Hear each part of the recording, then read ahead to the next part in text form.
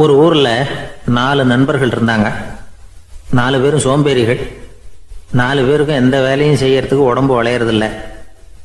இருந்தாலும் சோம்பேறித்தனத்துல ஒருத்தருக்கு ஒருத்தர் கொஞ்சம் வித்தியாசம் உண்டு. அதுக்கு தகுந்த மாதிரி அவங்களுக்கு பேர் அமைஞ்சு போச்சு. ஒருத்தன் கால் சோம்பேறி, இன்னொருத்தன் அரை சோம்பேறி, அடுத்தவன் முக்கால் சோம்பேறி, கடைசி ஆளு முழு சோம்பேறி. இவங்க 4 பேரும் நண்பர்கள். அப்புறம் எப்படி காரியம் நடக்கும்? 4 பேரும் ஒரு வீதியில் அப்படியே நடந்து போய்கிட்டு இருக்கிறாங்க. நல்ல பசி. எங்கேயாவது சோறு போடுவாங்களா அப்படின்னு பார்த்துக்கிட்டே வந்தாங்க. அவங்க வந்த வழியில் ஒரு ரூபா காசு கிடந்தது தரையில். அவங்க கண்ணில் அது பட்டுது. ஆனாலும் அதை குனிஞ்சு எடுக்கணுமே, அதுக்கு சோம்பேறித்தனம். முழு சோம்பேறி பார்த்தான். பக்கத்தில் வந்துக்கிட்டு இருந்த முக்கால் சோம்பேறிக்கிட்ட சொன்னானா, டேய் அதை கொஞ்சம் குனிஞ்சு எடுறா அப்படின்னானா. அவன் என்ன பண்ணான் தெரியுமா? அதுக்கு அடுத்தபடியாக வந்த அரை சோம்பேறிகிட்ட சொன்னானா, டேய் நீ அதை கொஞ்சம் குனிஞ்சு எடுறா அப்படின்னானா. அவன் இவனை விட மோசம். அடுத்தவங்ககிட்ட சொல்லியிருக்கிறான். அவனும் குனியறதுக்கு தயாராக இல்லை. ஆக கூடி கடைசியில் யாருமே காசை எடுக்கலை. என்னத்துக்கு அனாவசியமாக உடம்ப வளைச்சிக்கணும் அப்படின்னு எல்லாரும் பேசாமல் வந்துட்டாங்க. அவங்க பாட்டுக்கு நடந்து வந்துக்கிட்டே இருக்கிறாங்க. எதிரில் ஒருத்தன் வாழைப்பழத்தை வண்டியில் வச்சு தள்ளிகிட்டே வந்தான். ரூபாய்க்கு 4 பழம்னு கூவி விற்றுக்கிட்டே வர்றான். இப்போ அந்த முழு சோம்பேறி சொன்னானா, டேய் வழியில் கிடந்ததை ரூபா, அதையாவது எடுத்துக்கிட்டு வந்திருந்தா இப்போ இந்த பழத்தை வாங்கி ஆளுக்கு ஒன்று சாப்பிடலாமே அப்படின்னானா. ஆமாம் சாப்பிட்ருக்கலாமே அப்படின்னாங்களாம் மற்றவங்களும். ஆனாலும் திரும்பி போய் அதை எடுக்கணும்னு யாருக்கும் தோணலை. பேசாமல் சோர்ந்து போய் நடந்து வந்தாங்களாம். இருட்டி போச்சு. வழியில் ஒரு கோவில். சரி இங்கேயே படுத்து தூங்குவோம் அப்படின்னா ஒருத்தன். அதுதான் சரின்னாங்க மற்றவங்களும். அப்படியே மண்டபத்தில் படுத்துட்டாங்க. கோவில் அர்ச்சகர் வேலையெல்லாம் முடிச்சு விட்டு வெளியில் வந்திருக்காரு. இவங்கள பார்த்தாராம். ஏன் இப்படி சோர்ந்து போய் கிடக்குறீங்க அப்படின்னு விசாரிச்சிருக்காரு. 2 நாளாச்சுங்க நாங்கள் சாப்பிட்டு அப்படின்னாங்களாம். அவர் உடனே ஐயோ பாவம் அப்படின்னு சொல்லி பானை, விறகு, அரிசி, தண்ணி எல்லாம் கொடுத்து நீங்களே சமையல் பண்ணி சாப்பிட்டுக்குங்க அப்படின்னு சொல்லிவிட்டு போயிட்டார். இந்த 4 பேருக்கும் சமையல் பண்ணி சாப்பிட்ணும்னு ஆசையாக தான் இருந்தது. ஆனால் அடுப்பு பற்ற வைக்கணுமே, அதுக்கு தீப்பெட்டி வேணுமே. தீப்பெட்டி இல்லை. இப்போ முழு சோம்பேறி ஆரம்பித்தான். அடுத்தவனை பார்த்து, டேய் கடைக்கு போய் ஒரு தீப்பெட்டி வாங்கிட்டு வாயேன் அப்படின்னு நானா. அவன் வழக்கம் போல் அடுத்தவங்ககிட்ட சொல்லியிருக்கான். அவன் அதுக்கு அடுத்தவங்ககிட்ட சொல்லியிருக்கிறான். கடைசியாக கால் சோம்பேறிக்கிட்ட வந்து சேர்ந்தது. அவனும் அது நம்மால் முடியாது அப்படின்னு பேசாமல் இருந்துட்டான். இப்போ தீப்பெட்டி வேணுமே, அதுக்கு என்ன பண்ணுறது? அவங்களுக்குள்ளே பேசி ஒரு முடிவுக்கு வந்தாங்களாம். அதாவது யார் முதல்ல வாயை திறந்து பேசுகிறாங்களோ அவங்க தான் தீப்பெட்டி வாங்கிறதுக்கு போகணும் அப்படின்னு. அவ்வளவுதான். உடனே 4 பேரும் வாயை கெட்டியாக மூடிக்கிட்டு படுத்துக்கிட்டாங்க. அவங்க சமையல் பண்ணி சாப்பிட்டாங்களா என்ன அப்படிங்கிறது அர்ச்சகருக்கு தெரியல. சரி பார்த்துட்டு வரலாமேன்னு வந்தார். வந்து பார்க்குறாரு, இவங்க 4 பேரும் அசையாமல் படுத்து கிடக்குறாங்க. அர்ச்சகர் பயந்துட்டார். ஒருவேளை பசி தாங்காமல் செத்து போட்டாங்களோ அப்படிங்கிற பயம், அல்லது நாம் கொடுத்த உணவுப் பொருளில் ஏதாவது விஷம் கலந்துருக்குமோ அப்படின்னும் பயந்தார். அப்படின்னா நம்ம மேலே பழி வந்துருமே அப்படின்னு நினச்சி நடுங்க ஆரம்பிச்சிட்டார். அப்புறம் அவரும் ஒரு முடிவுக்கு வந்தாராம். கோவிலுக்கு பக்கத்துலேயே ஒரு பெரிய குழி இருந்தது. அதில் ஒவ்வொருத்தரையாக இழுத்துக்கிட்டு போய் போட்டார். கொஞ்சம் மண்ணை தள்ளினார். காலால் மிதித்தார். அவர் மிதித்த மிதி ஒருத்தன் அடி வயத்தில் போட்டுவிட்டுது. அவன் உடனே வலி தாங்காமல் ஐயோ அம்மான்னு அலறினான். உடனே நடந்தது என்ன தெரியுமா? மற்ற 3 பேரும் துள்ளி எழுந்திரிச்சாங்களாம். அவனை பார்த்து நீ தாண்டா தீப்பெட்டி வாங்க போகணும், நீ தாண்டா வாங்க போகணும், நீ தான் சத்தம் போட்ட அப்படின்னு சொல்லி ஆரம்பிச்சிட்டாங்களாம். அர்ச்சகர் பார்த்தார். இது பேய் மாதிரி தெரியுதுன்னு நினச்சிக்கிட்டு ஒரே ஓட்டமாக ஓடி போட்டாராம். கிராமப்புறங்களில் இப்படி ஒரு கதையை சொல்கிறது உண்டு. சோம்பல்ங்கிறது நம்ம முன்னேற்றத்துக்கு பெரிய தடை அப்படிங்கிறத நாம் புரிஞ்சுக்கணும். அதுதான் இந்த கதை சொல்கிற நீதி. ஒரு பள்ளிக்கூடத்தில் ஒரு புதுமையான போட்டி நடந்துதான். அதாவது சோம்பேறித்தனத்துக்கு பரிசு. அதில் 2வது பரிசு யாருக்குன்னு அறிவித்தாங்க. ஒரு பையன் எழுந்திரிச்சு மெதுவாக நடந்து போய் பரிசை வாங்கிட்டான். அடுத்தது முதல் பரிசு யாருக்கு அப்படின்னு அறிவிச்சாங்களாம். அவன் கடைசி வரிசையிலேருந்து கத்தனானா, ஐயா அதையும் அந்த பையன் மூலமாகவே கொடுத்து அனுப்பி வச்சுருங்க, இங்கே வந்தது நான் வாங்கிக்கிறேன் அப்படின்னானா. என்னுடைய நண்பர் ஒருத்தர், அவருக்கு ஜாதகத்தில் நம்பிக்கை உண்டு. அவரே ஜோசியம்லாம் பார்ப்பார். என்ன சார் இந்த காலத்தில் இதையெல்லாம் நம்பிக்கிட்டு இருக்கீங்களே அப்படின்னு கேட்டால், உங்களுக்கு ஒன்றும் தெரியாது சார். இந்த உலகத்தில் ஒவ்வொருத்தரும் அவங்கவங்க செய்கிற நல்லது கெட்டதுக்கு தகுந்த பலனை அனுபவிச்சே தீரணும் பார். அது மட்டும் இல்லை, ஒருத்தர் செத்துட்டா கூட அவன் செஞ்ச பாவ புண்ணியங்கள் கூடவே போய்கிட்டு இருக்கோம் பார்.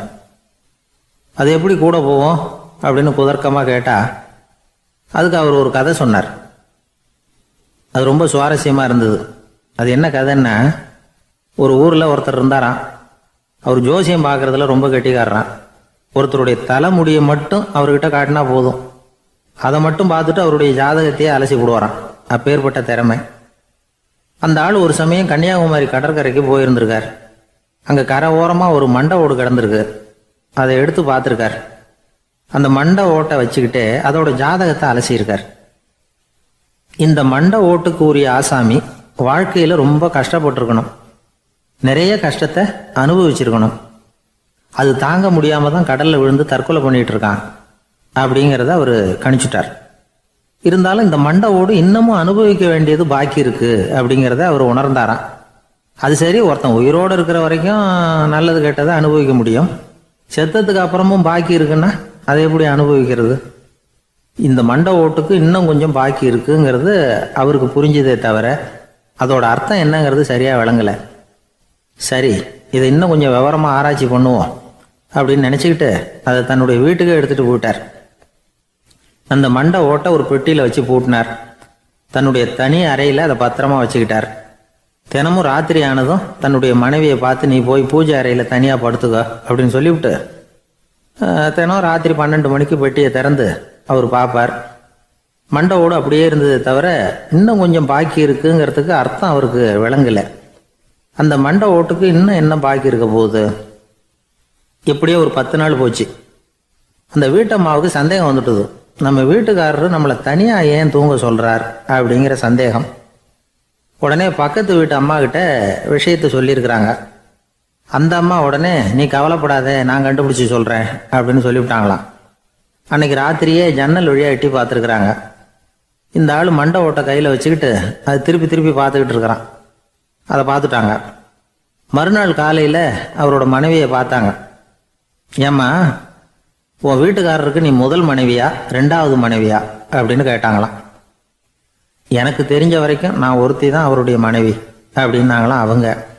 அப்படி இல்லை, நீ அவருக்கு 2வது மனைவி. முதல் மனைவியின் மண்டை ஓட்டை தான் அவர் தினமும் ராத்திரியில் எடுத்து பார்த்துக்கிட்டு இருக்கிறார் அப்படின்னாங்க அடுத்த வீட்டு அம்மா.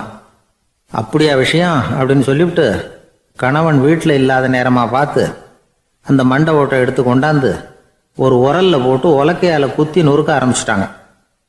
வெளியில் போயிருந்த அந்த ஆள் அப்போ தான் உள்ளே நுழைஞ்சார். மண்டை ஓடு உலக்கை கிட்ட குத்து வாங்கிக்கிட்டு இருக்கு. அது அனுபவிக்க வேண்டியது இன்னும் கொஞ்சம் பாக்கி இருக்குங்கிறதுக்கு அர்த்தம் எனக்கு இப்போ தான் புரிஞ்சுது அப்படின்னாராம் அவர். இந்த கதையிலேருந்து நாம் இன்னொரு நீதியையும் புரிஞ்சுக்கணும்.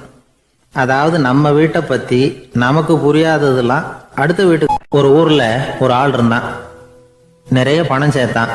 அவனுக்கு சம்பாதிக்க தெரியுமே தவிர செலவு பண்ண தெரியாது. மகா கஞ்சன். காசை கையில் எடுக்கவே மாட்டான். எடுத்தால் செலவு செய்ய வேண்டியிருக்குமே. அதனால் இப்படியே அவன் காலத்தை ஓட்டி விட்டான். வயசாயிட்டுது. அவனுடைய மனைவி ஒரு நாள் கேட்டாங்க, இவ்வளவு நாளாக நீங்கள் என்னை எங்கேயுமே அழைச்சிட்டு போனதில்லை, இப்போவாவது அழைச்சிட்டு போகக்கூடாதா அப்படின்னாங்க. எங்கே போகணும் சொல்லுன்னா. காசிக்கு போகணும், கங்கையில் குளிக்கணும்னாங்க. இவன் பார்த்தான், இதுக்கு ஏன் அவ்வளோ தூரம் செலவு பண்ணிட்டு போகணும், நம்ம ஊர் ஆற்றுலேயே குளிக்கலாமே, இதுவும் புண்ணிய நதி தான், இங்கே குளித்தா அங்கே குளித்த பலன் கிடைச்சிரும் அப்படின்னா. சரின்னு 2 பேரும் ஆத்தங்கரைக்கு போனாங்க. அன்னைக்கு ஏதோ விசேஷம், நிறைய கூட்டம், நிறைய பேர் குளிச்சுக்கிட்டு இருக்கிறாங்க. கரையில் சில புரோகிதர்கள் நின்றுக்கிட்டு இருக்கிறாங்க.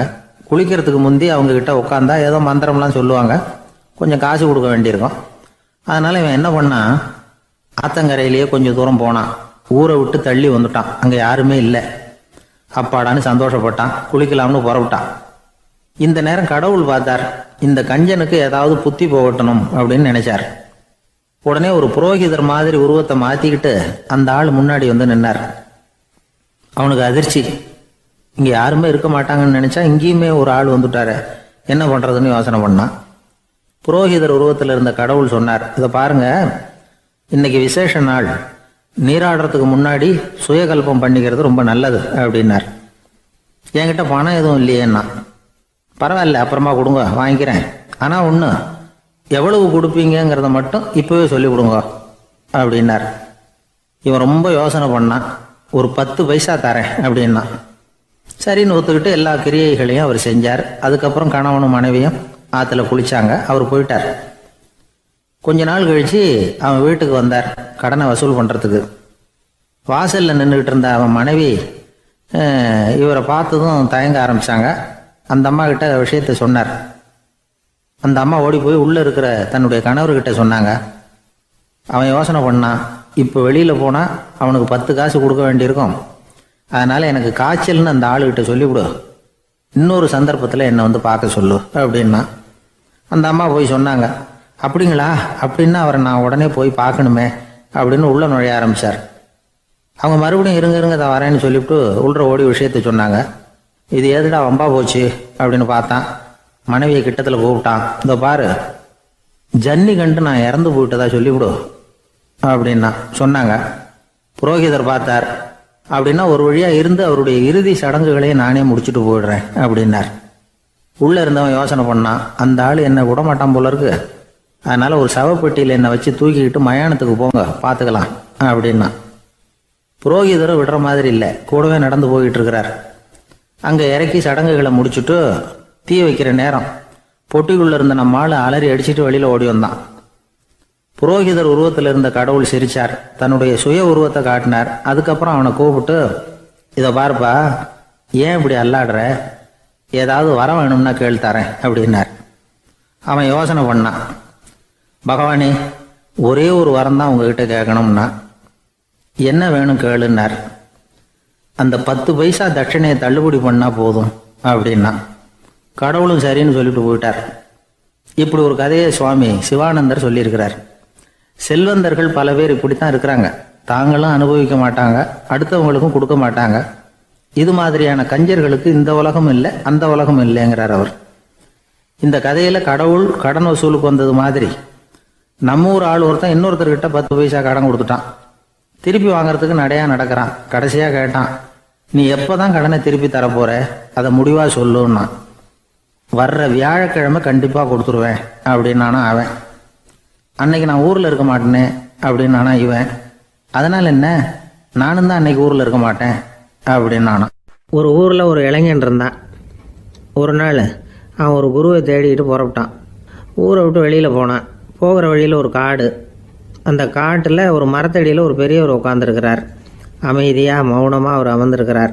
இந்த பெரியவரை விசாரிக்கலாம், குருவை தேடி கண்டுபிடிக்கிறதுக்கு இவர் ஏதாவது ஒரு வழி சொல்லி கொடுப்பார் அப்படின்னு நினச்சிக்கிட்டு அவரை நெருங்கினான்.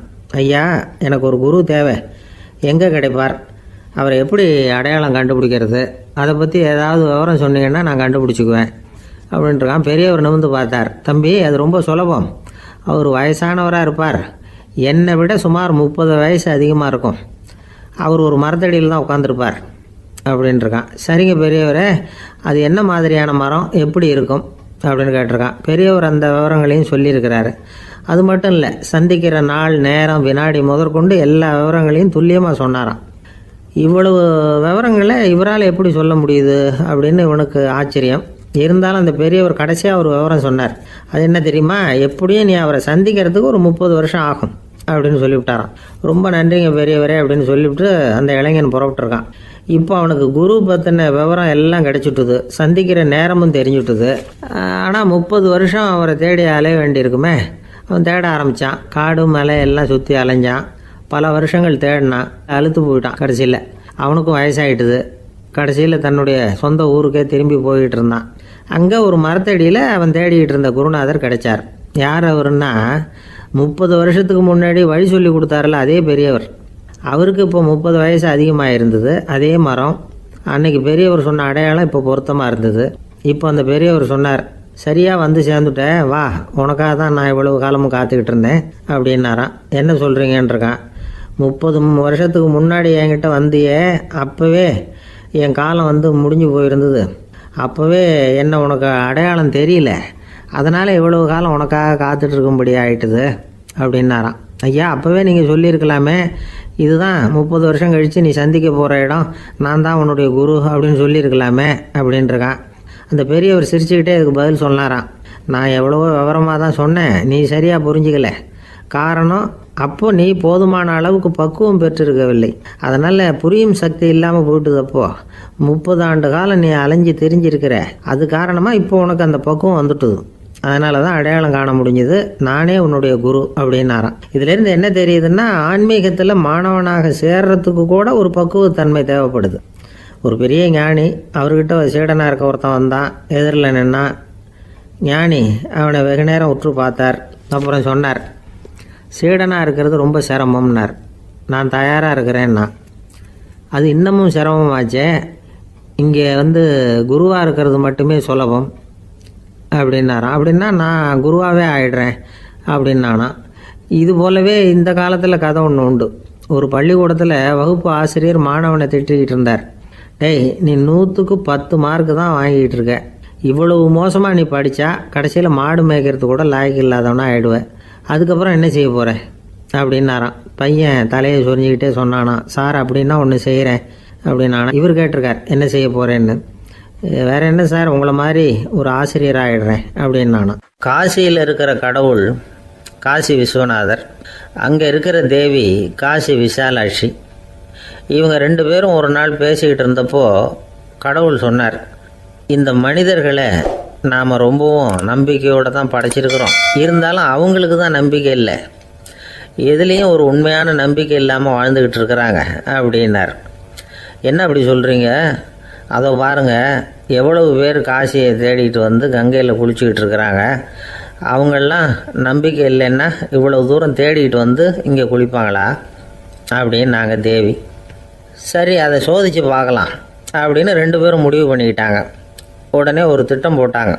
அது எப்படின்னா, நாம் 2 பேருமே பக்தர்கள் மாதிரி உருவத்தை மாற்றிக்கிட்டு கங்கை கரைக்கு போக வேண்டியது. நான் கங்கையில் இறங்கி குளிக்கிறேன். கொஞ்ச நேரத்தில் சுழலில் மாட்டிக்கிட்டது மாதிரி நடிக்கிறேன். நீ உடனே கரையிலேருந்து சத்தம் போடும். என்னோடய வீட்டுக்காரரை யாராவது காப்பாற்றுங்களேன்னு சத்தம் போடும். அதோடு இன்னொன்று சொல்லு, யாராவது ஒரு புண்ணிய ஆத்மா அவர்கிட்ட போய் அவருடைய முடியை பிடிச்சி இழுக்கணும். அப்படி ஒரு சாபம் இருக்குது எங்களுக்கு. புண்ணிய ஆத்மா, அதாவது எந்த பாவமும் செய்யாத இல்லாத ஒருத்தர் தான் அவரை காப்பாற்ற முடியும். அப்படிப்பட்டவங்க யாராவது வெள்ளத்தில் குதிச்சு என்னுடைய கணவரை காப்பாற்றுங்கோ அப்படின்னு நீ சத்தம் போடு, கூச்சல் போடு, என்ன நடக்குதுன்னு பார்க்கலாம் அப்படின்னார் கடவுள். சரின்னு சொல்லி 2 பேருமா சாதாரண பக்தர்கள் மாதிரி கங்கை கரைக்கு சேர்ந்தாங்க. அவர் இறங்கி குளித்தார். திட்டம் போட்டது மாதிரியே சுழலில் மாட்டிக்கிட்டது மாதிரி கத்துனார். கரையில் இருந்த அந்த அம்மா, ஐயோ என் கணவரை காப்பாற்றுங்களேன், யாராவது காப்பாற்றுங்களேன்னு கத்துனாங்க. பல பேர் ஓடி வந்தாங்க. உடனே இவங்க, பாவம் இல்லாத புண்ணிய ஆத்மா ஒருத்தரால் தான் என்னுடைய கணவர் காப்பாற்றப்படணுங்கிறது விதி, அப்படி ஒரு சாபம் இருக்குது, அதனால் புண்ணிய ஆத்மா யாராவது அவர்கிட்ட போய் அவர் முடியை பிடிச்சி தூக்கினா அவரை காப்பாற்றி விடலாம் அப்படின்னாங்க. இவங்க இப்படி சொன்னதும் எல்லாரும் திகைச்சு போய் நின்றுட்டாங்க. ஒவ்வொருத்தருக்கும் அவங்க செஞ்ச பாவம்லாம் ஒவ்வொன்றா ஞாபகத்துக்கு வர ஆரம்பிச்சுட்டுது. சரி, இதுக்கு நாம் லாயக்கு இல்லை அப்படின்னு சொல்லி ஒதுங்கி போக ஆரம்பிச்சிட்டாங்க எல்லாம். இந்த சமயத்தில் யாரோ ஒருத்தர் வேகமாக ஓடி வந்தார். ஆற்றுல குதிச்சார். அவர்கிட்ட போனார், முடியை பிடிச்சார், தூக்கினார், அவரை காப்பாற்றி கரைக்கு கொண்டுட்டு வந்துட்டார். அப்படி காப்பாற்றின அந்த ஆளை இவங்க 2 பேரும் தனியாக கூப்பிட்டுக்கிட்டு ஒரு மண்டபத்துக்கு வந்துட்டாங்க. விசாரிக்கிறாங்க. நீ யாரப்பா அப்படின்னு கேட்குறாங்க. ஏதும் தெரியாத மாதிரி. நான் இந்த ஊர் அன்ன சத்திரத்தில் வேலை செய்கிற ஒரு சமையல்காரன் அப்படிங்கிறார். நீ கங்கையில் குளிக்கிறது உண்டான்னு கேட்டிருக்காங்க. நான் இந்த ஊர்லேயே தான் இருக்கிறேன், இருந்தாலும் தினமும் கங்கையில் குளிக்கிறது இல்லை, எப்பாவது ஒரு நாள் அங்கே குளிப்பேன் அப்படின்னார். கங்கையில் மூழ்கி எழுந்திரிச்சா பாவமெல்லாம் தொலையும்னு சொல்கிறாங்க. அப்படி இருக்கிறப்போ அங்கே இன்றைக்கி கங்கையில் குளிச்சுக்கிட்டு இருக்கிறவங்கெல்லாம் தங்களை புண்ணிய ஆத்மாவாக நினைக்கல. கங்கையில் குளிக்காத நீ உன்னை புண்ணிய ஆத்மாவாக நினச்சி என்னை காப்பாற்ற வந்திருக்கிற, அது எப்படி அப்படின்னு கேட்டார். அதுக்கு அந்த ஆள் சொல்கிறான், கங்கையில் குதித்ததுக்கு அப்புறம் தானே உங்களை காப்பாற்ற போகிறோம். அப்படி குதிக்கும் பொழுது என்னுடைய பாவமெல்லாம் போயிருக்கும்ல, நான் புண்ணிய ஆத்மாவாக ஆயிருப்பேனே, அதனால தான் துணிஞ்சு உங்களை காப்பாற்றினேன் அப்படின்னா. கடவுளும் தேவியும் அவனுக்கு காட்சி கொடுத்தாங்களாம். இப்படி ஒரு கதை உண்டு. அதாவது கங்கையில் குளிச்சுக்கிட்டு இருக்கிறவங்களுக்கே தங்களுடைய பாவம் போகுங்கிற நம்பிக்கை பரிபூர்ணமாக இல்லை. குளிக்காத ஒருத்தனுக்கு அந்த நம்பிக்கை இருந்தது. அதனால் அவனால் கடவுளை பார்க்க முடிஞ்சது. கடவுளை நாமளும் பார்க்க முடியுமா முடியாதா அப்படிங்கிற குழப்பம்லாம் நமக்கு வேண்டியதில்லை. நம்பிக்கையோடு வாழணுங்கிற உண்மையை மட்டும் இந்த கதையிலேருந்து புரிஞ்சுக்கிட்டா போதும். ஏன்னா இந்த கதையை கேட்டுட்டு ஒரு நண்பன் குதர்க்கமாக ஒரு கேள்வி கேட்டான். ஏன் சார், கங்கையில் குளித்தா பாவம் போயிடும்னு சொல்கிறீங்களே, நான் எனக்கு வேண்டாத ஒருத்தனை அழைச்சிட்டு போய் கங்கையிலேயே தள்ளி விட்டுட்டு அதுக்கப்புறம் அங்கேயே முழுக்க போட்டுட்டு நான் செஞ்ச பாவத்தை அதுலேயே கழுவி விட்டுட்டு மறுபடியும் உங்ககிட்ட வந்துடுறேன்னு வச்சுக்கோங்க, நீங்கள் என்னை புண்ணிய ஆத்மான்னு ஏற்றுக்குவீங்களா அப்படிங்கிறான். ஆள் கொஞ்சம் அசந்தான் நம்மளே அங்கே அழைச்சிட்டு போனாலும் போயிடுவான். ஜவஹர்லால் நேரு பிரதமராக இருந்த சமயம் அவர் ஒரு தடவை சென்னைக்கு வந்திருக்கிறார். இங்கே சில முக்கிய நிகழ்ச்சிகளில் கலந்துக்கிறதுக்காக வந்திருந்தார். ஆளுநர் மாளிகையில் ஒரு நாள் ராத்திரி தங்கி மறுநாள் புதுடெல்லி புறப்படுறதாக ஏற்பாடு. நிகழ்ச்சியிலெல்லாம் முடிச்சுக்கிட்டு ஆளுநர் மாளிகையில் தங்கியிருக்கிறார். அன்றைக்கு இரவு படிக்கிறதுக்கு ஒரு முக்கியமான புத்தகம் அவருக்கு தேவைப்பட்டது. அந்த சமயத்தில் உலக அளவில் ஒரு முக்கியமான பொருளாதாரம் சம்பந்தமான ஒரு புத்தகம் வெளியாகி இருக்கிற விஷயம் அவருக்கு தெரியும். அந்த புத்தகம் மெட்ராஸுக்கு வந்திருக்குமா, அது இங்கே கிடைக்குமா அப்படின்னு விசாரிச்சிருக்கிறார் நேருஜி. அவர் இப்படி கேட்ட உடனே அங்கே இருந்தவங்கெல்லாம் ரொம்ப பரபரப்பாக செயல்பட ஆரம்பிச்சுட்டாங்க. முக்கியமான இடங்கள்ல எல்லாம் விசாரிச்சிருக்கிறாங்க அந்த புத்தகம் உங்ககிட்ட இருக்கான்னு. சென்னையில் உள்ள கன்னிமாரா நூல் நிலையத்துக்கு எப்படியும் அந்த புத்தகம் வந்திருக்கணும் அப்படின்னு ஒரு நம்பிக்கை. அங்கே விசாரித்தாங்க. அந்த புத்தகம் 2 நாளைக்கு முன்னாடி தான் அங்கே வந்திருக்குது அப்படிங்கிற விஷயம் தெரிஞ்சுது. உடனே எல்லோரும் அங்கே ஓடினாங்க. அவங்களுக்கு இன்னொரு சந்தேகம், புத்தகம் வந்திருக்கு சரி, அது இந்த சமயத்தில் வேறு யாரும் படிக்கிறதுக்கு எடுத்துகிட்டு போயிருக்கக்கூடாதே அப்படிங்கிற சந்தேகம். இருந்தாலும் மனசுக்குள்ளே ஒரு தைரியம், இப்படி ஒரு புத்தகம் வெளிவந்திருக்கிற விஷயமே நேருஜி சொல்லி தான் நமக்கே தெரியும். அதுவும் இல்லாமல் உலக பொருளாதாரம் சம்பந்தமான ஏதோ ஒரு புத்தகம் அது, அதை போய் இந்த நேரத்தில் அவ்வளவு ஆர்வமாக யார் எடுத்துகிட்டு போயிட போகிறாங்க அப்படிங்கிற தைரியம். இந்த தைரியத்தோடு அந்த நூல் நிலையத்துக்கு ஓடினாங்க. புத்தகத்தை தேடினா அது கிடைக்கல, யாரோ எடுத்துகிட்டு போயிருக்கிறாங்க. நேருவுக்கு மட்டுமே தெரிஞ்சிருந்த அந்த புத்தகம் பற்றின விஷயம் சென்னையில் வேற ஒருத்தருக்கும் தெரிஞ்சிருக்குது. உடனே எல்லாரும் பரபரப்பாக அதுக்குன்னு இருக்கிற ரிஜிஸ்டர் இருக்குல்ல, பதிவேடு, அதை புரட்டி பார்க்குறாங்க யார் எடுத்துகிட்டு போகிறாங்கன்னு தெரிஞ்சுக்கிறதுக்காக. எடுத்துகிட்டு போனவங்க அதில் கையெழுத்து போட்டிருப்பாங்கல்ல, அதை பார்த்து யாருன்னு தெரிஞ்சுக்கலாம் அப்படிங்கிறதுக்காக தான் அதை புரட்டுறாங்க. அதோ அந்த புத்தகத்தோட பேர் பக்கத்தில் அதை எடுத்துக்கிட்டு போனவங்க கையெழுத்து உத்து பார்க்குறாங்க எல்லாரும்.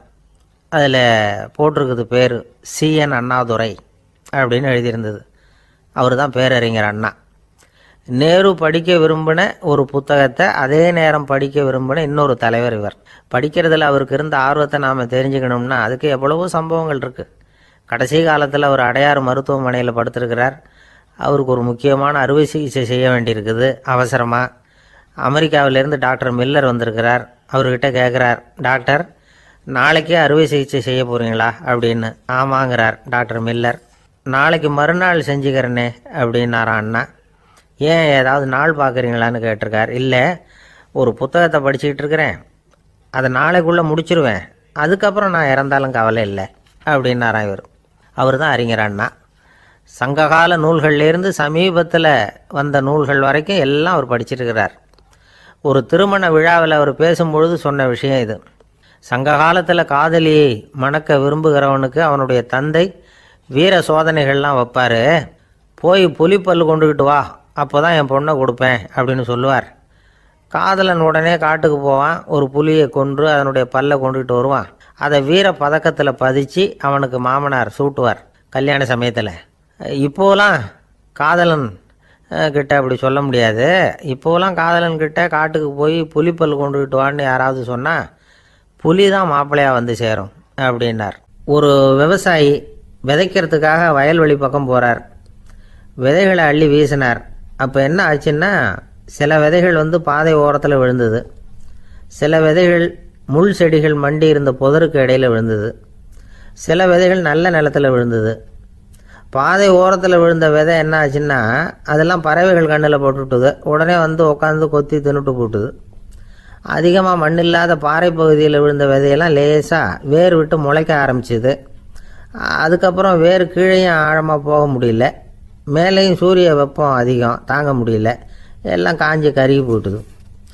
புதர் பகுதியில் சில விதைகள் விழுந்தது இல்லையா, முள் செடிகள் காடாக மண்டி போயிருந்தது. அதனால் முளைச்சி வர்ற செடிக்கு நெருக்கடி அதிகமாக போட்டுது, சரியாக வளர முடியல, விளைச்சலும் சரியா இல்லை. நல்ல நிலத்தில் விழுந்த விதைகள் மட்டும் நல்லா முளைச்சிது, நல்லா வளர்ந்தது, விளைச்சலும் பிரமாதமாக இருந்தது. இந்த கதையை சொல்லிவிட்டு கேட்க செவியுள்ளோர் கேட்கட்டும் அப்படிங்கிறார் இயேசு பெருமான். ஆமாம், இயேசு கடலில் நின்ற படகு ஒன்றில் உட்காந்துருக்கிறார். கடற்கரையில் ஏராளமான மக்கள் உட்காந்துருக்கிறாங்க. அந்த சமயத்தில் தான் இயேசு ஓமைகள் மூலமாக மக்களுக்கு பல உண்மைகளை சொல்லிகிட்டு இருக்கிறார். மக்கள் அந்த கதையை கேட்டுட்டு ஒன்றும் புரியாமல் முழிக்கிறாங்க. அதை கவனித்த இயேசு அந்த ஓமையை விளக்க ஆரம்பித்தார். இதில் அந்த விதைக்கிறவர் தான் இறைவன். அவருடைய வார்த்தைகளை விதைக்கிறார். அந்த வார்த்தைகளை கேட்கிற மக்கள் அந்த விழுந்த விதைகள் மாதிரி 4 வகையானவர்கள். சில பேர் பாதை ஓரத்தில் விழுந்த விதைகள் மாதிரி இறைவன் வார்த்தைகளை அவங்க கேட்குறாங்க. ஆனால் தீய எண்ணங்கள் செய்கைகள் மூலமாக விதைக்கப்பட்ட வார்த்தைகள் அழிஞ்சு போடுது. இறைவன் வார்த்தைகளை கேட்ட உடனே மகிழ்ந்து போய் உடனே சில பேர் அதை ஏற்றுக்கிறாங்க. இவங்கெல்லாம் அந்த பாறை பகுதியில் விழுந்த விதைகள் மாதிரி. அதனால் இவங்கெல்லாம் வேறு இல்லாதவங்க, கொஞ்ச காலத்துக்கு இறை வார்த்தைகளுக்கு கீழ்ப்படிந்து நடப்பாங்க. அதனால் ஏதாவது இடைஞ்சல் ஏற்பட்டால் உடனே தடுமாறுவாங்க. தங்கள்கிட்ட இருக்கிற நல்ல பண்புகளை விட்டுட்டு பாவ வழிகளுக்கு போயிடுவாங்க.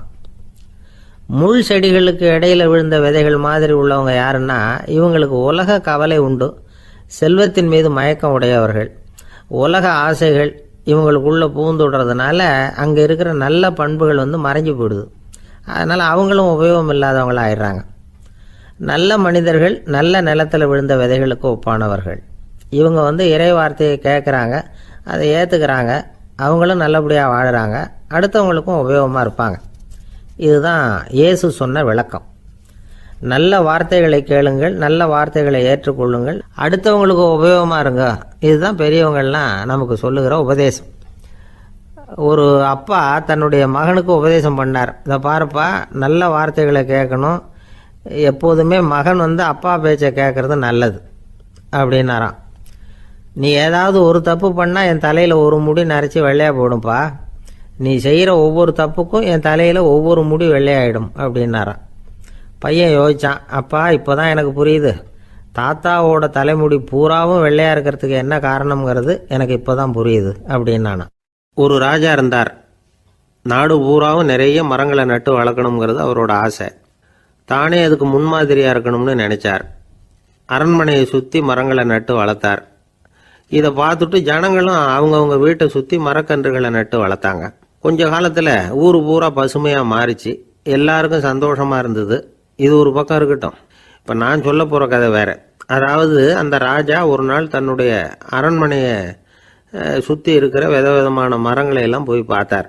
எப்படி இருக்கிறீங்க அப்படின்னு ஒவ்வொரு மரத்துக்கிட்டையும் விசாரிச்சாராம். எந்த மரமும் சந்தோஷமாக இருக்கிறதா தெரியல. அது அதுக்கும் மனசில் ஒரு குறை. முதல்ல ஆலமரத்துக்கிட்ட போனார். அது சொல்லிச்சு, மண்ணா, நான் நல்லா பெருசாக வளர்ந்துருக்கிறேன், அடர்த்தியாக இருக்கிறேன், கிளையெல்லாம் 4 பக்கமும் நல்லா படர்ந்து தான் இருக்குது, இருந்தாலும் எந்த பிரயோஜனமும் இருக்கிறதா தெரியல எனக்கு. என்னுடைய பழம்லாம் ரொம்ப சின்னதாக இருக்குது, என் கண்ணுக்கு சரியாக புறப்பட மாட்டேங்குது. நான் இருக்கிற சைஸுக்கு என்னுடைய கிளையில் இருக்கிற பழம்லாம் எவ்வளவு பெருசாக இருக்கணும், அது இத்தனூண்டு இருக்கிறது எனக்கு பெரிய அவமானமாக இருக்குது. இப்படி இங்கே நின்றுக்கிட்டு இருக்கிறதே ரொம்ப கூச்சமாக இருக்குது. ஒரு நல்ல புயல் வந்ததுன்னா பேசாமல் சாஞ்சு விடலாமான்னு பார்க்குறேன் அப்படின்னு புலம்புது ஆலமரம். சரி இருக்கட்டும்னு நினச்சிக்கிட்டு ராஜா அடுத்தபடியாக ஒரு அத்தி மரத்துக்கிட்ட போனார். அதுவும் புலம்ப ஆரம்பிச்சுட்டுது. நான் கூட பெரிய மரம் தான், இல்லை இலையெல்லாம் அழகாக தான் இருக்குது, பழம் அழகாக இருக்குது, இருந்தாலும் உள்ள விஷயம் இல்லையே, அத்தி பழத்தை புட்டு பார்த்தா அத்தனையும் சொத்த அப்படின்னு பழமொழியே உண்டாயிட்டுதே, இப்படி ஒரு கெட்ட பேரோடு நான் இருக்கணுமா அப்படின்னு புலம்புது அது. சரி இது இருக்கட்டும் அப்படின்னு சொல்லி அடுத்தபடியாக வேப்ப மரத்துக்கிட்ட போனார். அது தன்னுடைய வேதனையை வெளியிட்டது. எனக்கு எவ்வளவோ மருத்துவ குணங்கள்லாம் இருக்கிறதா சொல்லிக்கிறாங்க, இருந்தாலும் என்ன பிரயோஜனம், என்னுடைய பழத்தை மனிதர்கள் யாரும் விரும்பி சாப்பிட்றது இல்லையே அப்படின்னுது.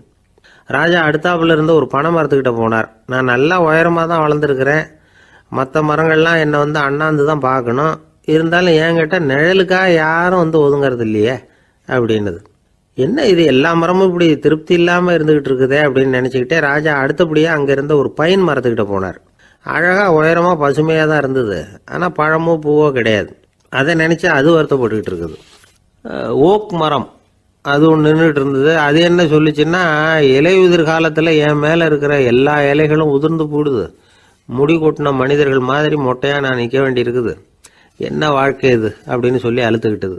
சரி, புளிய மரம் என்ன சொல்லுது பார்ப்போம்னு அதுகிட்ட போனால், என்னுடைய நிழலில் யாருமே தங்க மாட்டாங்க, உடம்புக்கு சூடுன்னு ஒதுங்கி போயிடுவாங்க. அடிமரத்தை பார்த்தீங்கன்னா பட்டையெல்லாம் உறிஞ்சி பார்க்கறதுக்கே கேவலமாக இருப்பேன் அப்படின்னுது அது. முருங்கை மரம் என்ன சொல்லிச்சு தெரியுமா? என்னுடைய இலை காயெல்லாம் சாப்பிட்றவங்களுக்கு சத்து கொடுக்கறது வாசவம்தான், ஆனால் என் உடம்புல சத்தே கிடையாது. கொஞ்சம் வேகமாக காற்று அடிச்சதுன்னா முறிஞ்சி விழுந்துடுறேன். என்ன வாழ்க்கை இது அப்படின்னு சொல்லி அது வருத்தப்பட்டது. ராஜா யோசனை பண்ணார். என்ன இது, மரங்கள் பூமியின் வரங்கள்னு சொல்கிறோம். மழை பெய்யறதுக்கு அதுதான் காரணம். பூமி செழிப்பாக இருக்கிறதுக்கும் அதுதான் காரணம். வீடு கட்டுறதுக்கு மரம், நாற்காலி செய்ய உபயோகப்படுத்துறதுக்கும் அதுதான் உபயோகப்படுது. மனுஷனுக்கு வேண்டிய ஆகாரங்களையும் கொடுக்குது. இப்படிலாம் இருந்தும் எல்லா மரமும் நிம்மதி இல்லாமல் இருந்துகிட்டு இருக்குதே அப்படின்னு நினைச்சார். அப்போ அங்கே இருந்த ஒரு மகிழ மரம் அவர் கண்ணில் பட்டுது. அந்த மரம் மட்டும் கொஞ்சம் நிம்மதியாக மகிழ்ச்சியாக இருக்கிறது மாதிரி தெரிஞ்சுது. உடனே ராஜா அதுகிட்ட போனார். உனக்கு மனசில் எதுவும் குறை இல்லையான்னு கேட்டார். இல்லை, நான் சந்தோஷமாக தான் இருக்கேன்னு அந்த மகிழ மரம். அப்படியான்னு ஆச்சரியமாக கேட்டார் ராஜா. ஆமாம் மன்னா, இந்த இடத்துல நீங்கள் ஒரு முருங்கை மரத்தையோ வேப்ப மரத்தையோ கூட நட்டிருக்கலாம். ஆனால் இந்த இடத்துல நடுறதுக்கு என்ன தேர்ந்தெடுத்துருக்குறீங்க, அதுவே எனக்கு பெருமை, அதுவே எனக்கு திருப்தி அப்படின்னு தான் மகிழ மரம். மகிழ மரம் சாதாரணமாக தான் இருக்கும். இளம் மஞ்சள் நிறத்தில் பூக்கள், அது காய்ந்தும் மனம் வீசும். மகிழ மரம் மாதிரி மன திருப்தியோடு வாழறதுக்கு நாம் கற்றுக்கணுமா. நாம் இந்த உலகத்தில் ஒரு நாயாவோ நரியாவோ கூட பிறந்திருக்கலாம், மனுஷனாக பிறந்திருக்கிறோம், அதுவே பெருமை தானே. இந்த நிறைவு தான் மகிழ்ச்சியின் ரகசியம். ஒரு பையன் அப்பா கிட்ட போய், அப்பா நீங்கள் இந்த உலகத்தில் ஒரு மனுஷனாக பிறந்தது என்னோட அதிர்ஷ்டம் நானா. ஏண்டா அப்படி சொல்கிறேன்னு இருக்கார் அப்பா. நீங்கள் ஒரு கரடியாக பிறந்திருந்தா இந்நேரம் நானும் ஒரு கரடி குட்டியாக தானே இருந்திருப்பேன் அப்படின்னு நானா பையன். துருக்மேனியாவில் அஷ்காபாத் அப்படின்னு ஒரு நகரத்தில் ஒரு புவியியல் விஞ்ஞானி இருந்தார். அவர் ஒரு நாய்க்குட்டி வளர்த்தார். ஒரு நாள் முன்னிரவு நேரம் ஒரு மேஜைக்கு முன்னாடி உட்காந்து அந்த விஞ்ஞானி ஏதோ கணக்கு போட்டுக்கிட்டு இருக்கிறார். அவருக்கு ஒரு சின்ன பெண் குழந்தை, அது தொட்டிலில் தூங்கிட்டு இருக்குது. அந்த நாய்க்குட்டியும் ஒரு மூலையில் படுத்து அது பாட்டுக்கு தூங்கிட்டு இருந்தது. ஒரே அமைதி. அந்த நேரத்தில் திடீர்னு அந்த நாய்க்குட்டி துள்ளி எழுந்திரிச்சது. நேராக குழந்தைகிட்ட ஓடிச்சு. அந்த குழந்தைய அது போட்டிருந்த ட்ரெஸ்ஸோடு சேர்த்து கவ்வி தூக்கிக்கிட்டு வாசல் பக்கம் ஓடிச்சு. நாய்க்குட்டி குழந்தைய கவ்வி தூக்க முடியுமாங்கிற சந்தேகம் உங்களுக்கு இல்லையா? நீங்கள் நம்மூர் நாய்க்குட்டியவே பார்த்து பழக்கப்பட்டிருக்கீங்க, அதனால் நம்புறதுக்கு சிரமமாக இருக்கும். அந்த ஊர்ல எல்லாம் அது ரொம்ப ஸ்ட்ராங்காக இருக்கும், ஒரு ஏதோ கண்ணுக்குட்டி மாதிரி இருக்கும். விஞ்ஞானி அதை பார்த்துட்டார். உடனே அந்த நாய்க்கு வெறி பிடிச்சிட்டுதுன்னு முடிவு பண்ணிட்டு தன்னோட கை துப்பாக்கி எடுத்துக்கிட்டு ஓடி வந்தார். அவர் வெளியில் நாய்க்குட்டி எங்கே அப்படின்னு பார்த்து தேடுறார். அந்த நேரத்தில் அந்த வீடு இடிஞ்சு விழுது. காரணம் பூமி அதிர்ச்சி. இப்படி பூமி அதிர்ச்சி உண்டாக போகுதுங்கிறது அந்த நாய்க்குட்டிக்கு முன்னாடியே தெரிஞ்சு போச்சு. அதுதான் குழந்தைய தூக்கிட்டு வெளியில் ஓடி வந்திருக்குது. அது மூலமாக அந்த குடும்பத்தையே காப்பாற்றிருக்குது அந்த நாய்க்குட்டி. இந்த சம்பவம் நடக்கிறதுக்கு 3 நாளைக்கு முன்னாடியே சில பிராணிகளுக்கு இப்படி நடக்க போகுதுங்கிறது தெரிஞ்சிருக்குதான். ஆமாம், அந்த நகரத்தில் 3 நாளைக்கு முன்னாடியே பாம்பு, பல்லி இதெல்லாம் அது தங்கியிருந்த வலையை விட்டு வெளியில் ஓடி வந்துட்டுது. அதே மாதிரி அங்கிருந்த புறாவெல்லாம் பறந்து போயிடுச்சான். இதே மாதிரி யுகோஸ்லோவியாவில் கூட ஒரு நகரம், அங்கே ஒரு நாள் ராத்திரி ஒரு மிருக காட்சி சாலையில் திடீர்னு ஒரு பெரிய கலவரம், கூச்சல், குழப்பம். அங்கே இருந்த கழுதை, புலி, யானை, பறவை எல்லாம் கண்ணாபின்னான்னு கத்த ஆரம்பிச்சுட்டுது. நீர் யானை அதுக்குன்னு போட்டிருந்த தடுப்பையே தாண்டி குதிச்சு வெளியில் வந்துட்டுதான். மறுநாள் தான் எல்லாருக்கும் விஷயம் புரிஞ்சுது. அடுத்த நாள் காலையில் அங்கே பூமி அதிர்ச்சி உண்டாயிட்டுது. இப்போ பாருங்க, அதாவது மனுஷனை போய் தீர்க்க தரிசி அது இதுன்னு சொல்லிட்டு இருக்கிறோம். இவனை விட அது பரவாயில்லைன்னு தோணுது. அதாவது மிருகங்கள் ஒன்று நடக்க போகுதுங்கிறத முன்னாடியே புரிஞ்சுக்குதே. சரி, இதெல்லாம் எப்படி அது முன்கூட்டி புரிஞ்சுக்குது? அதுதான் படைப்பு ரகசியம். அதை கண்டுபிடிக்கிறதுக்கு தான் மனுஷன் ஆராய்ச்சி பண்ணிட்டு இருக்கிறான். விஞ்ஞானிகளோட ஆராய்ச்சியெல்லாம் ஒரு பக்கம் இருக்கட்டும், வீட்டுக்குள்ளேயே சில ஆராய்ச்சி பண்ணி பாருங்களேன்.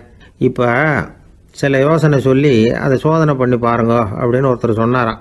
அதாவது இப்போ மழை வருமா வராதா அப்படின்னு தெரிஞ்சுக்கணுமா, உடனே ஒரு பூனைக்குட்டி பின்னாடியே மெதுவாக போய் அது என்ன செய்யுதுன்னு கவனித்து பார்க்கணும். பூனைக்குட்டி தன்னோட பாதத்தினால சுகத்தில் அப்படி கீறிக்கிட்டு இருக்கும். அப்படி கீறினா கண்டிப்பாக மழை வரும். சில சமயம் பூனைக்குட்டி அப்படி மல்லாந்து படுத்துக்கிட்டு பாதத்தை உயர தூக்கும், அப்படியும் எப்படியும் புரளும். இப்படி செஞ்சதுன்னா அன்னைக்கும் மழை இருக்காது. அதனால் முன்னாடி இருந்தது மழை வர்றதுக்கு அறிகுறி, இது மழை இல்லைங்கிறதுக்கு அறிகுறி. பறவைகள், பிராணிகள் இதுகளோட நடவடிக்கைகளை பார்த்துட்டு அதையெல்லாம் அடிப்படையாக வச்சு தான் காலநிலையை கண்டுபிடிக்கிற கருவிகளை கண்டுபிடிச்சிருக்கிறாங்க. வாத்து இருக்குல்ல, சில சமயம் தன்னோட அழகை தன்னோட இறகுகளில் அப்படியே புதைச்சிக்கும். அப்படி செஞ்சால் குளிர்காலம் வரப்போகுதுன்னு அர்த்தம். பருவநிலை குளிராக மாறப்போகுதுங்கிறதுக்கு இதுதான் அறிகுறி. சிட்டுக்குருவி இருக்குதுல்ல, அதெல்லாம் புழுதியில் உழுந்து புரளும், சிறகுகளை படபடன்னு அடிச்சுக்கும். அப்படி செஞ்சால் மழை வரப்போகுதுன்னு அர்த்தம். ஒன்று மட்டும் நாம் நல்லா தெரிஞ்சுக்கணும், இயற்கையின் சீற்றம்னு சொல்கிறோம் இல்லையா, இயற்கை ஏன் நம்ம மேலே கோவப்படுது? இயற்கையை நாம் அனுசரித்து போகிறதில்ல, அதனால் கோவப்படுது. காடுகளை அழிக்கப்படாது, விலங்குகளை கொல்லக்கூடாது, இயற்கை ஏற்படுத்தி வச்சிருக்கிற சமநிலையை கெடுக்கக்கூடாது. அதை புரிஞ்சுக்கிட்டு வாழ்ந்தோம்னா பூமியும் நடுங்காது, நாமளும் நடுங்க வேண்டிய அவசியம் இருக்காது. ஒருத்தர் இருந்தார், சாராய கடைக்கு போனாராம், நிறைய சாப்பிட்டார். அப்புறம் சொன்னார், இது ரொம்ப அற்புதமான சரக்கு போல இருக்கு, உள்ளே போன உடனே இந்த பூமியே நடுங்கிறது மாதிரி இருக்கு எனக்கு அப்படின்னாராம். இதுக்கு கடைக்காரர் சொல்லியிருக்கார், நீங்கள் சாப்பிட்டது வெறும் பச்சை தண்ணி தாங்க, இப்போ ஏற்பட்டிருக்கிறது நிஜம் பூமி அதிர்ச்சி அப்படின்னாராம். பக்தின்னு சொல்கிறோம் இல்லையா, அது 3 வகைப்படும் அப்படிங்கிறார் ஒரு பெரியவர். அது என்ன 3 வகைன்னா, தெய்வ பக்தி, அடியார்கள் பக்தி, குரு பக்தி. அடியார் பக்தியை விட தெய்வ பக்தியை விட குரு பக்தி தான் ரொம்பவும் சிறந்ததுங்கிறார் அவர். தெய்வத்துக்கிட்ட செஞ்ச பாவம் குருநாதர்கிட்ட தீர்ந்துருமா, குருநாதர்கிட்ட செஞ்ச பாவம் தெய்வத்துக்கிட்ட போனாலும் தீராதான். இப்படி பெரியவங்களாம் சொல்லி வச்சிருக்கிறாங்க. ஒரு காடு, அங்கே அயோத தௌமியர் அப்படின்னு ஒரு தபோதனர், அவர் பல மாணவர்களை ஒன்றா சேர்த்து ஒரு குருகுலம் நடத்திக்கிட்டு இருக்கிறார். பல தரப்பட்டவங்க பல திறப்பட்டவங்க மாணவர்கள் அதில் சேர்ந்து படிச்சுக்கிட்டு இருக்கிறாங்க. பாஞ்சால ராஜகுமாரன் ஒருத்தனும் அந்த குருகுலத்தில் சேர்ந்து படிச்சுக்கிட்டு இருக்கிறான். அவன் பேர் ஆருணி, பெரிய இடத்து புள்ள, இருந்தாலும் படுப்பில் ரொம்ப கெட்டிக்காரனாக இருந்தான். அவன் தான் அங்கே முதல் மாணவன். ஒரு நாள் குருநாதர் அந்த அரசகுமாரனை கூப்பிட்டார். நம்ம குருகுலத்துக்கு சொந்தமான வயலில் தண்ணீர் பெருகி வெள்ளம் பயிரை அழிக்குதான், அதனால் நீ போய் மடையை அடைச்சிட்டு வந்துரு அப்படின்னார்.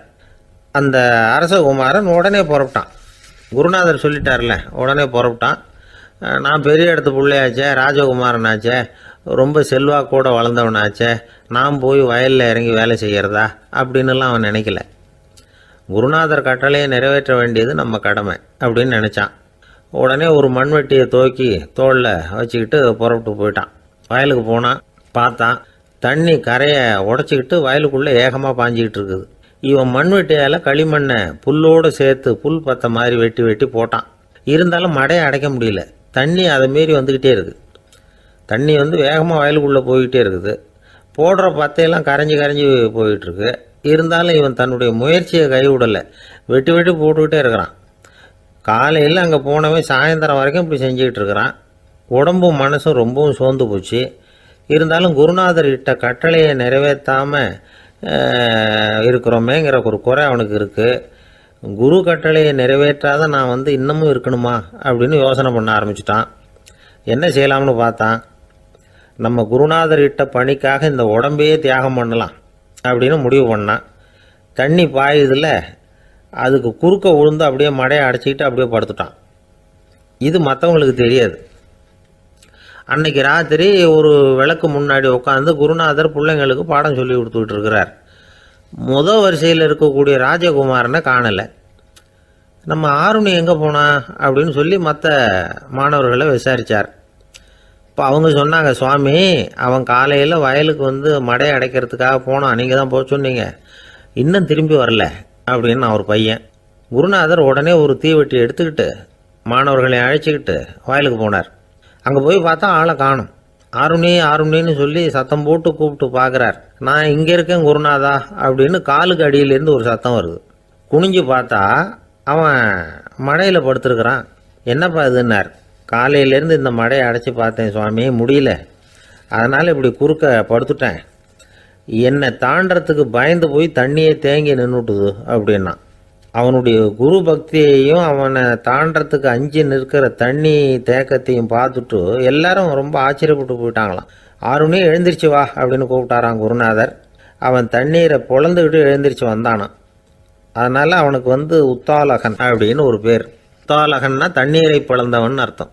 அந்த உத்தாலகன் மாதிரி இந்த காலத்து மாணவர்களுக்கும் குரு பக்தி வேணும் அப்படின்னு சொன்னோம் ஒரு பள்ளிக்கூடத்தில். உடனே நிறைய மாணவர்கள் எழுந்திரிச்சு நின்னாங்க. சார், நீங்கள் எங்களை இன்னமும் சரியாக புரிஞ்சுக்கலன்னு நினைக்கிறோம். அன்னைக்காவது ஒருத்தன் அப்படி இருந்தான். இன்னைக்கு ஏகப்பட்ட உத்தாலகர்கள் இருக்கிறோம். எங்கள் வாத்தியார் கட்டளை இட்டா இப்போவே அது மாதிரி வயலுக்கு போய் மடையில் குறுக்கப்படுத்துக்கிறதுக்கு இந்த வகுப்பில் உள்ள அத்தனை பேரும் தயாராக இருக்கிறோம் அப்படின்னாங்க. அப்படியா அப்படின்னு சொல்லி கேட்டோம் ரொம்ப சந்தோஷமாக. ஒருத்தன் ரொம்ப அடக்கமாக எழுந்திரிச்சான். அப்புறம் சொன்னான், ஆமாம் சார், வகுப்பில் இவர் நடத்துகிற பாடத்தை கேட்டுக்கிட்டு இருக்கிறத விட பேசாமல் போய் மடையில் படுத்துடுறது ஒன்றும் கஷ்டமான காரியமாக இருக்காது. அதனால தான் எல்லாரும் அங்கே போகிறேன்னு சொல்கிறோம் அப்படிங்கிறான். ஐயா, உங்கள் பேரை தொடர்ந்து தினம் கேட்டுக்கிட்டு இருக்கிறேன் அப்படின்னார் ஒருத்தர். தொடர்ந்து கேட்குறீங்களே, உங்களுக்கு காது வலிக்கலையா அப்படின்னு கேட்டோம். பேசுகிற உங்களுக்கே வாய் வலிக்கலை அப்படிங்கிறப்போ கேட்குற எங்களுக்கு எப்படி காது வலிக்கும் அப்படின்னார். நம்ம உடம்புல ஒரு அதிசயம் என்ன தெரியுமா? ரொம்ப நேரம் நாம் நடக்கிறோம்னு வச்சுக்கோங்க, கால் வலிக்கும். ரொம்ப நேரம் வேலை செஞ்சால் கை வலிக்கும், உடம்பு வலிக்கும். ரொம்ப நேரம் பார்த்துக்கிட்டே இருந்தால் கண்ணு வலிக்கும். ரொம்ப நேரம் பேசிக்கிட்டே இருந்தால் வாய் கூட வலிக்கும். ஆனால் ரொம்ப நேரம் கேட்டுக்கிட்டே இருக்கிறதுனால காது வலிக்கிறது இல்லை. அதனால் கேட்கறதுக்கு முக்கியத்துவம் கொடுத்தாங்க நம்ம பெரியவங்க. திருவள்ளுவர் தேவையில்லாமல் வார்த்தைகளை உபயோகப்படுத்த மாட்டார். ஒரு திருக்குறள்னு எடுத்துக்கிட்டாவே அதில் மொத்தம் 7 வார்த்தைகள், அவ்வளவுதான். அப்படி 7 வார்த்தைகள் மட்டுமே உள்ள ஒரு திருக்குறளில் வள்ளுவர் ஒரே வார்த்தையை 5 தடவை உபயோகப்படுத்தியிருக்கிறார், திரும்ப திரும்ப பயன்படுத்தியிருக்கிறார். அப்படின்னா அதை எந்த அளவுக்கு வலியுறுத்தி சொல்கிறார் அப்படிங்கிறத நாம் புரிஞ்சுக்கணும். அது என்ன குறள்? செல்வத்துள் செல்வம் செவிச்செல்வம், அச்செல்வம் செல்வத்துள் எல்லாம் தலை. செவிச்செல்வம்ங்கிறது அவ்வளவு முக்கியமானது. கற்றலின் கேட்டல் நன்று. அதிகம் கேட்கணுங்கிறதுக்காகத்தான் எவ்வளவு கேட்டாலும் காது வலிக்கிறது இல்லை. குறைச்சலாக பேசணும், அதிகமாக கேட்கணும். இன்னொரு விஷயம் கவனிங்க, நம்ம உடம்புல கண்ணுக்கு மூடி இருக்குது, எதையாவது நாம் பார்க்க விரும்பலைன்னா உடனே கண்ணை மூடிக்கலாம். நம்ம வாய்க்கு மூடி இருக்குது, பேச விருப்பம் இல்லையா, வாயை மூடிக்கலாம். மூக்குக்கு கூட மூடிக்கிற வசதி இருக்குது, எதையாவது முகர விருப்பம் இல்லையா, மூச்சை அடக்கிக்கலாம். ஆனால் பாருங்கள், காதுக்கு மூடி கிடையாது, அதை கையால் தான் மூட முடியும். யார் என்ன சொன்னாலும் அது நல்லதோ கெட்டதோ காதில் விழுந்துக்கிட்டு தான் இருக்கும். அறிவு தான் நல்ல விஷயங்களை எடுத்துக்கிட்டு கெட்ட விஷயங்களை விட்டுடணும். நல்ல கருத்துக்கள் நம்ம காதில் நிறைய விழுந்துக்கிட்டே இருக்கணும். அதை கேட்டு நாம் நல்லபடியாக வாழணுங்கிறது தான் படைப்பின் விருப்பம். ஆன்மீகவாதிகள் கூட ஒன்று சொல்லுவாங்க, அதாவது ஆன்மீக பாதையில் நீங்கள் முன்னேறணும்னா முதல்ல சிரவணம் செய்யணும்பாங்க. அதாவது பெரியவங்க சொல்கிற நல்ல கருத்துக்களை கேட்கணும் அப்படின்னு அதுக்கு அர்த்தம். அதனால் யார் நல்ல கருத்துக்களை சொன்னாலும் அதை காது கொடுத்து கேளுங்க. இவ்வளவு கருத்துக்களையும் நம்ம நேயர் ஒருத்தர்கிட்ட சொல்லிகிட்டு இருந்தோம். அவரும் சரி சரின்னு தலையாடிக்கிட்டே இருந்தார். அப்புறம் சொன்னார், நீங்கள் சொல்கிறது சரிதான் சார், காதுக்கு மூடி இல்லைங்கிறது ரொம்ப சரி.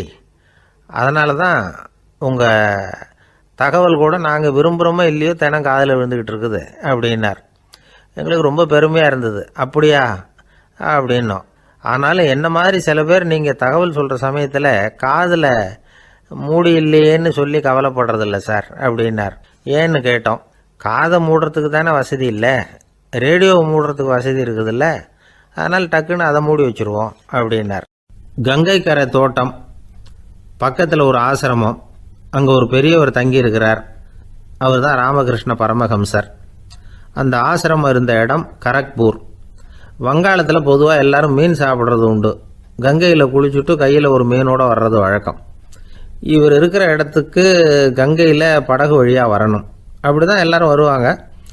வர்றவங்கள ஒன்று கூட்டி ஆன்மீக விஷயங்களை பற்றி பேசிக்கிட்டு இருப்பார்.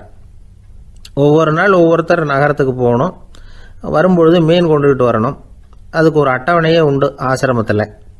அது பிரகாரம் ஒரு நாள் சுவாமி யோகானந்தர் படகில் போனார். படகை செலுத்தினவங்க ராமகிருஷ்ணரையும் சுவாமி யோகானந்தரையும் மற்றவங்களையும் பித்தர்கள் அப்படின்னு சொல்லி ஏளனமாக பேசினாங்க. அவங்க என்ன பைத்தியம் பிடிச்சவங்க அப்படிங்கிறது மாதிரி. சுவாமி யோகானந்தருக்கு ரொம்ப மென்மையான இதயம்.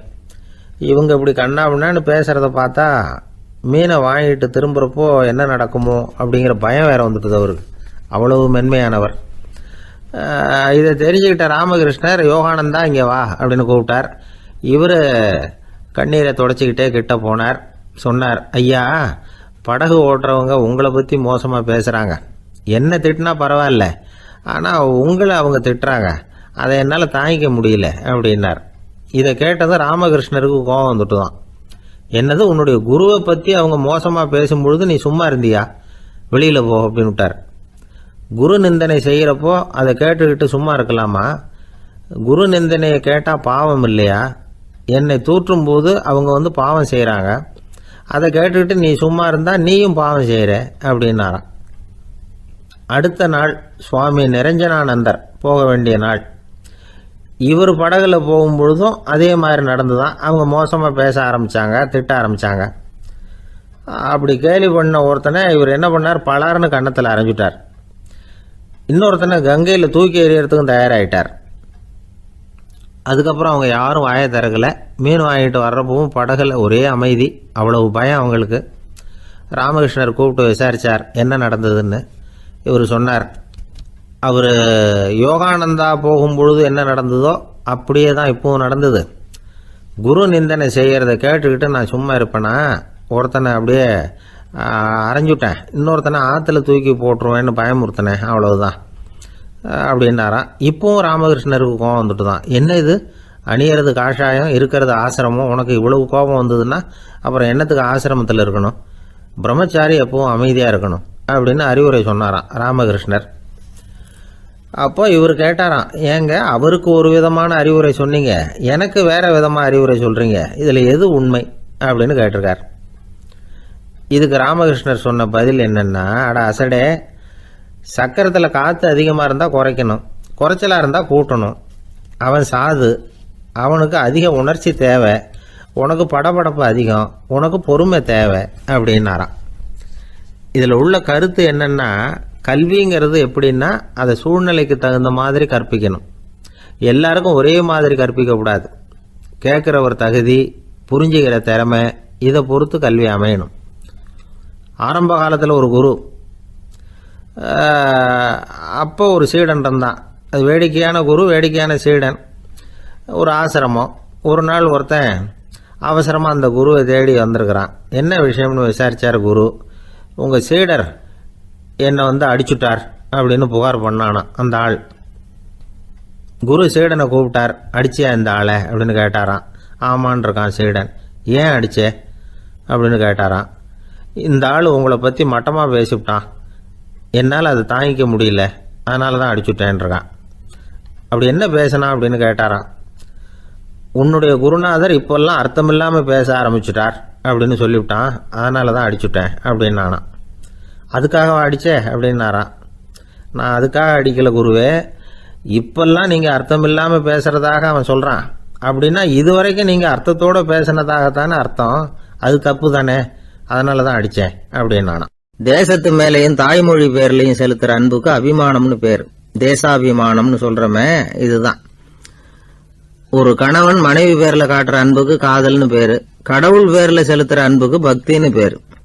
இப்படி அன்புல பல ரகம் இருக்கிறப்போ அதுல உள்ள வித்தியாசம் தெரியாம இடம் மாத்தி அன்பு காட்டினா இடைஞ்சல் தான். சரி, இந்த அன்பை பத்தி விஞ்ஞானம் என்ன சொல்லுது தெரியுமா? இதயத்தை பாதுகாக்கிறதுக்கு முக்கியமா தேவைப்படுற ஒண்ணு இந்த அன்புதான்னு சொல்லுது. நெதர்லாந்து விஞ்ஞானிகள் இதை ஆராய்ச்சி பண்ணியே கண்டுபிடிச்சிருக்கிறாங்க. கொஞ்சம் முயல் குட்டிகளை 2 பிரிவா பிரிச்சாங்க. 2 குரூப்புக்கும் கொழுப்பு அதிகமா உள்ள ஆகாரத்தையே கொடுத்துக்கிட்டு வந்தாங்க. ஆனா ஒரு குரூப்புக்கு வெறுமன ஆகாரத்தை கொடுத்ததோட சரி, இன்னொரு குரூப் முயல்களுக்கு ஆகாரம் கொடுத்ததோட நிறுத்திக்கல. அதுக்கு முன்னாடி கூண்டுகளை திறந்து விட்டு முயல்களை கொஞ்ச நேரம் எடுத்து கொஞ்சி விட்டு அதுக்கப்புறமா ஆகாரம் கொடுத்தாராம் ஆராய்ச்சியாளர். இந்த குரூப்புக்கு இதய பாதிப்பு 60% குறைச்சலா இருந்துதான். சில நோயாளிகளுக்கு ஹார்ட் அட்டாக் வந்தாலும் அதை தாங்கிக்கிட்டு குணமாகிற சக்தி அதிகமா இருக்குது. இது எப்படின்னு ஆராய்ச்சி பண்ணி பார்த்துருக்கிறாங்க. அவங்கெல்லாம் மனைவி தன் பேர்ல ரொம்ப அன்பா இருக்கிறதாக நினைக்கிறவங்களா இருக்கிறாங்களாம். இதய நோயாளிகள் பல பேரை சந்திச்சு இதய நோய் ஏற்பட என்ன காரணம்னு கேட்டிருக்கிறாங்க.